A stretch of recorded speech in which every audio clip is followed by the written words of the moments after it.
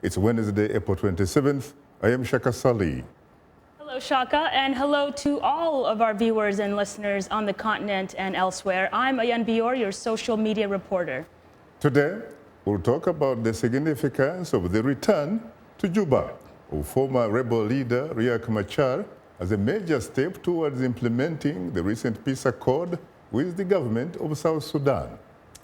And coming up later in our STA inbox, our audience has weighed in on our topic through your emails and Facebook comments. We'll reveal some of them ahead on Straight Talk Africa.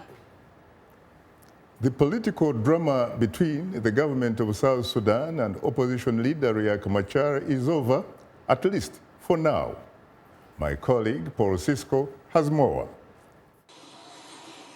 Former rebel leader Riek Machar arrived at Juba International Airport Tuesday and a short time later was sworn in as the first vice president of South Sudan. President Salva Kiir welcomed the first vice president.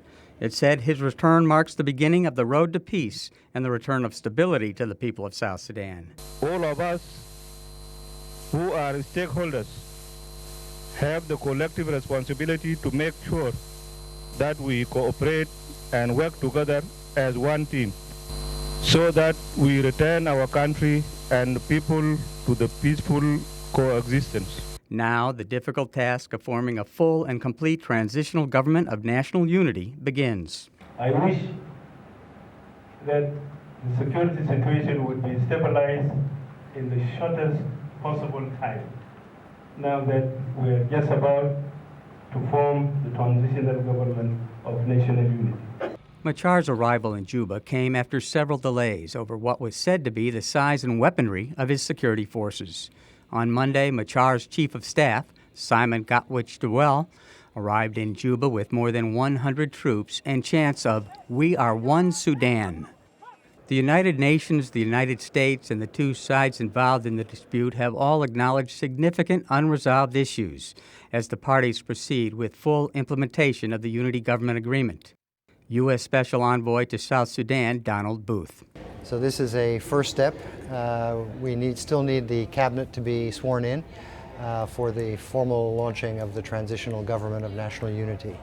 But that transitional government is really the mechanism that was agreed upon in the peace agreement to implement the reform elements of the peace agreement and to ensure that peace is returned to South Sudan. The conflict erupted when Machar was accused by President Kiir of attempting a coup in 2014. 2 years of negotiations and several unsuccessful ceasefires followed.